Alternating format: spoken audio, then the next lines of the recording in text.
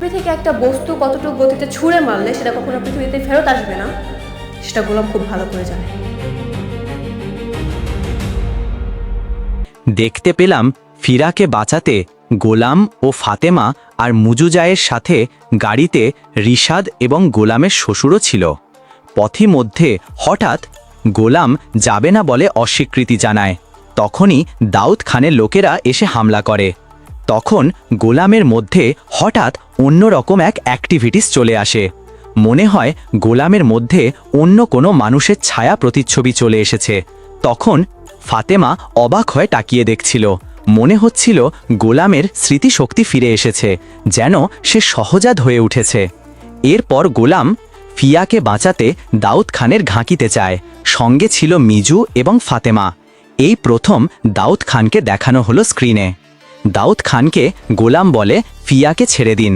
তখন দাউদ খান বলে, ছদ্মবেশে পাগল সেজে স্মৃতিশক্তি হারিয়ে গেছে এমন সেজে আছো। সহজাত ভালোই থাকে, এই প্রফেশনে এরকমটা থাকতে হয়। তবে আমার পিছনে লেগো না। তবে ভালো ভালো সবাইকে ছেড়ে দেব, তোমাকেও ছেড়ে দেব। তবে তোমার সুইস ব্যাংকের টাকা আমাকে দিতে হবে। তখন সম্মতি জানায় গোলাম। তখন টাকা নেওয়ার জন্য অ্যাকাউন্টে ফিঙ্গারপ্রিন্ট দেওয়া হলে মিলেনি।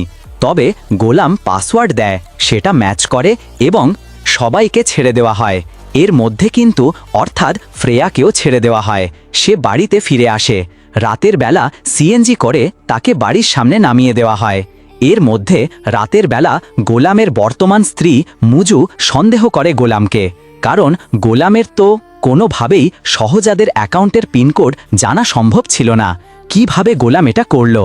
তাহলে কি সত্যি সহজাদ নিজেকে স্মৃতিশক্তি হারানোর ভান ধরে এই বাড়িতে গোলাম সেজে আছে? মনে প্রশ্ন জাগে। তখন মুজু গোলামকে প্রশ্ন জানতে চায়। গোলাম বলে সে পাসওয়ার্ডটা দিয়ে দিয়েছে। আজকের ভিডিও এখানেই শেষ। আল্লাহ হাফেজ।